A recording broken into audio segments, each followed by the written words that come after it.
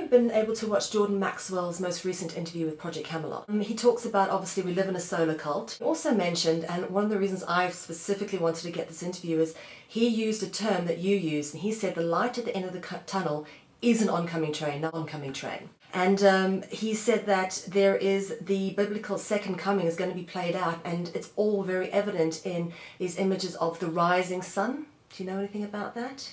The rising sun's coming up behind various logos, and Barack Obama used it behind his sort of inauguration profile poster. And he says that he believes that this is a symbol that something's coming, that it's possibly a play out of the biblical second coming. Well, so I guess there's a number of things there.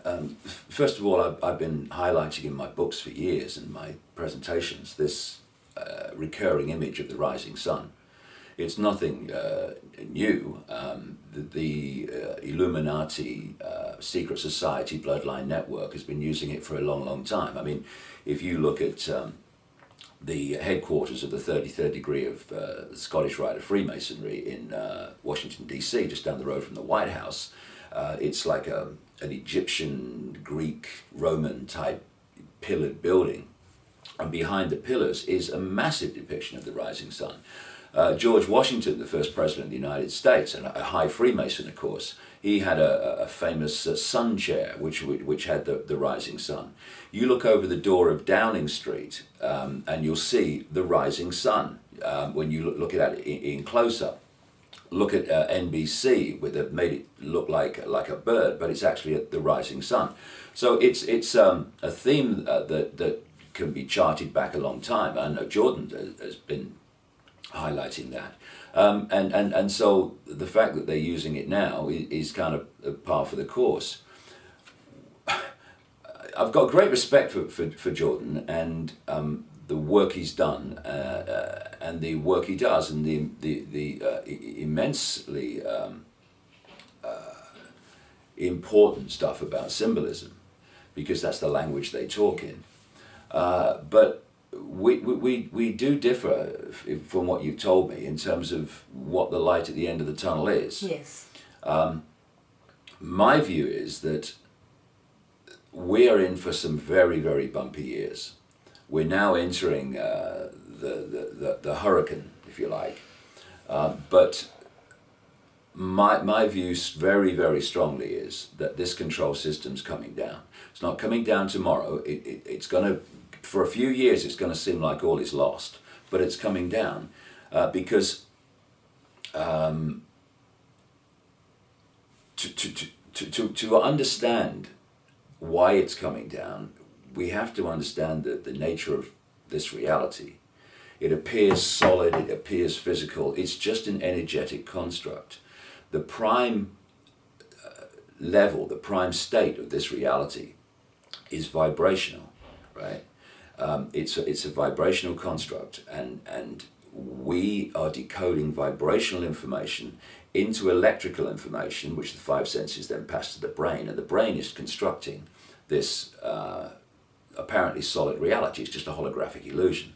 All this stuff is provable. I mean, the Matrix movies went into it, and the illusory nature of this reality, and in its basic theme, the Matrix movies were absolutely spot on. And it's at that level that this is changing and going to come down. It's difficult to talk about it at the moment, because there are things that I'm going to bring out in this new book which I don't want to talk about yet, because I want it to come out as one unit. But let me put it this way, for now. This is a virtual reality universe. It's like a fantastically complex, or not even complex, but sophisticated, advanced computer game. And these human bodies, they're like computers. They're body computers, that's what I call them. And they allow consciousness, our awareness, to interact and interface with this reality. Just like we go on the internet through a computer, so we go on what I call this cosmic internet through the body computer. And when the body dies, our awareness, the real self, withdraws from the body, and that's what people are experiencing when they have near-death experiences. So when you look at what science says about the mass matter that exists in this universe, they talk about the fact that the vast, overwhelming majority of mass matter in this universe we can't see, because the five senses are only accessing a tiny frequency range we call visible light. And outside of that, we can't see it. It exists, but we can't see it. It's like a cat will react to empty space, or empty space to us, because the cat's got a wider visual frequency range, and therefore it can see things within this universe that we can't see. So imagine you've got the virtual reality universe as a whole, and then something's hacked into it. In the same way, in principle, as the Chinese government firewalls off Chinese computer systems, so the Chinese cannot access enormous tracts of the internet that the rest of us can access. So we've got stuff that's firewalled off from us that we cannot access. Yeah. Putting it in the simplest terms, this virtual reality universe in its entirety has been hacked into.